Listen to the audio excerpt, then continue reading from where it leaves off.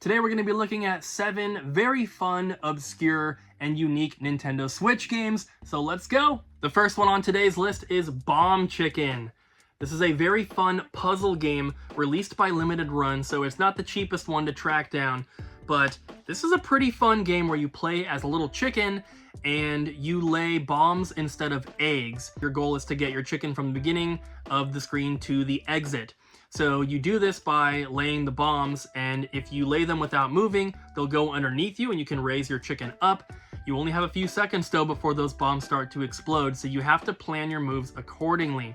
You can also plant the bomb, walk off the side of it, and then walk into it, which will kick it and kind of, move it down. So you can do this to blow up objects and different stuff like that.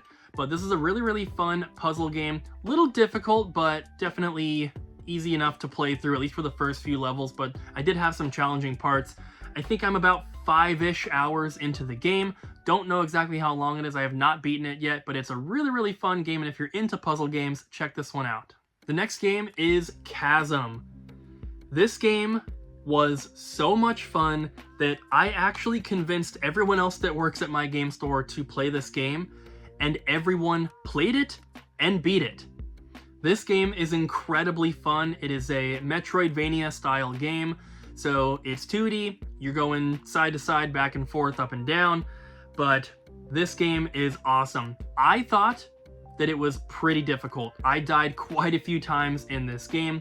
Some of my coworkers had a little bit less trouble with it, but overall this game was just so much fun. Lots of backtracking.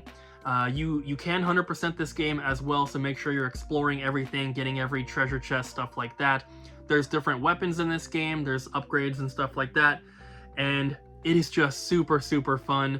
There's different areas that have, I wouldn't necessarily call them a different biome, but they definitely have different feels to them, and just overall, this game is so incredibly awesome. Like I said, I convinced everyone else to play it, and they all loved it as well. So if you're into these types of games at all, this is definitely one that you have to check out.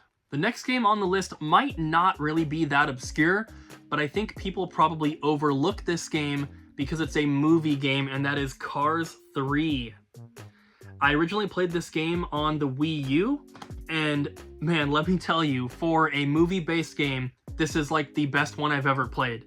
This game is so much fun. If you like Mario Kart, you're going to love Cars 3. It's obviously not as good as Mario Kart. It has less variety in the characters and the tracks and stuff like that. But what Cars 3 has that Mario Kart does not have is this very unique mechanic where you can flip your car around and start driving backwards. When you do this, it switches your left and right control and it inverts them. So it's a little bit difficult to get used to at first, but after a little while, you will kind of learn the controls. And the longer that you can drive backwards around the track, when you finally flip back around, you get a boost. So I was getting to the point where I could drive the entire course backwards until almost the very end and then get that boost to cross the finish line.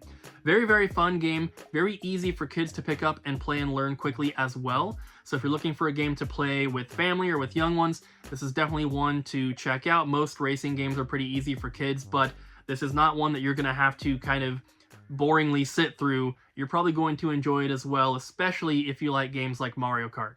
This next game is my most recent game that I have 100% beaten, and that is A Boy and His Blob. This game is super, super fun. From my understanding, this is a port of a Nintendo Wii game, which was a remake of an NES game. I've never played the original, and I've never played the Wii version. This was my first experience with A Boy and His Blob. And let me just say, this game is super, super cute, super charming, and super addictive. So I was playing Super Mario Wonder, and I can only play that game for like an hour before I kind of start to get bored. So I popped in A Boy and His Blob because I had been wanting to check it out. And I actually stopped playing Mario Wonder to continue playing this game, and I ended up 100%ing it. This game is incredibly fun. It's very simple. It is, for the most part, it's kind of a puzzle exploration, light platformer type of game, but then it's got these boss battles, which are very different from the rest of the game. There's still a lot of puzzle elements to the boss battles as well, but the intensity is definitely turned up quite a bit. This game is not super difficult, but it is a lot of fun.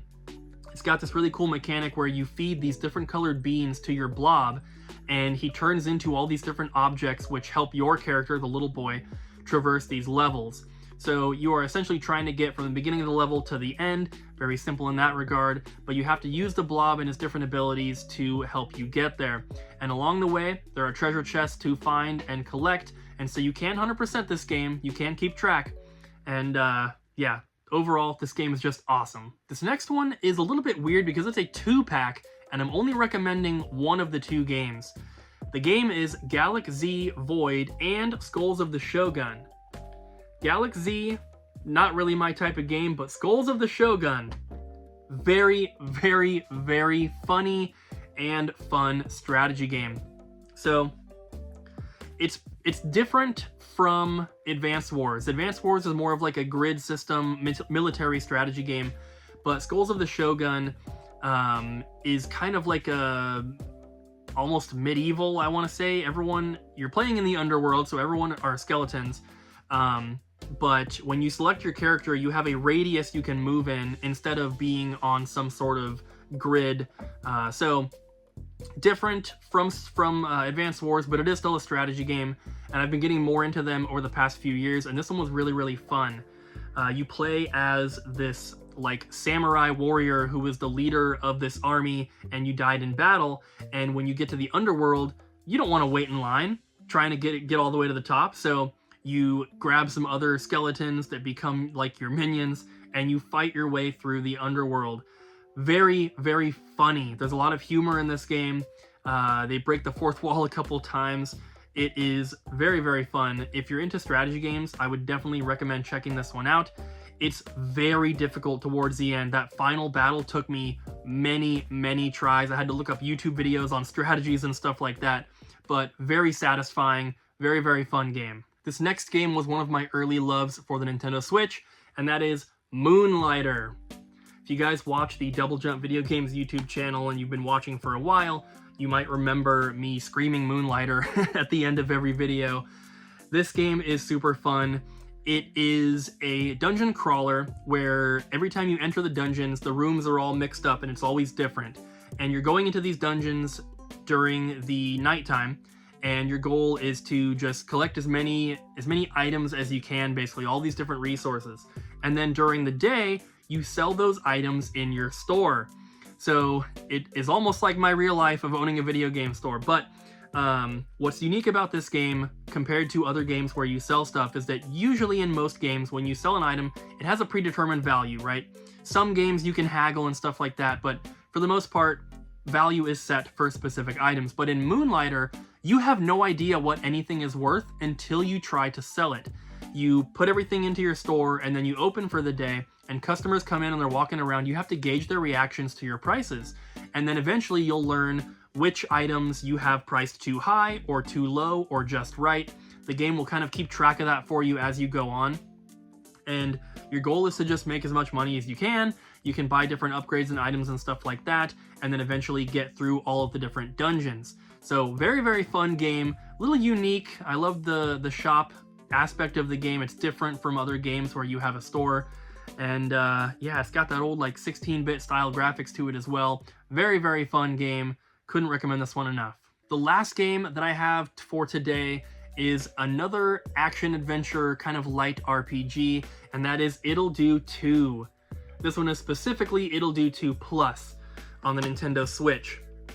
This is a Zelda-style kind of game where it's kind of like a top-down almost, but this game is incredibly funny. I mentioned earlier that one of the other games kind of breaks the fourth wall. This one does that quite a bit. This is a very funny game. There's some really cute characters in it, and your little companion is always like busting your chops and stuff. But this game can be pretty difficult. The majority of the game was not too bad, but that final boss, I did not beat it. I couldn't beat him. The final boss, I probably tried 30 or 40 times, and I wasn't even getting close. So unfortunately, I gave up. But up until that point, I was really, really enjoying the game.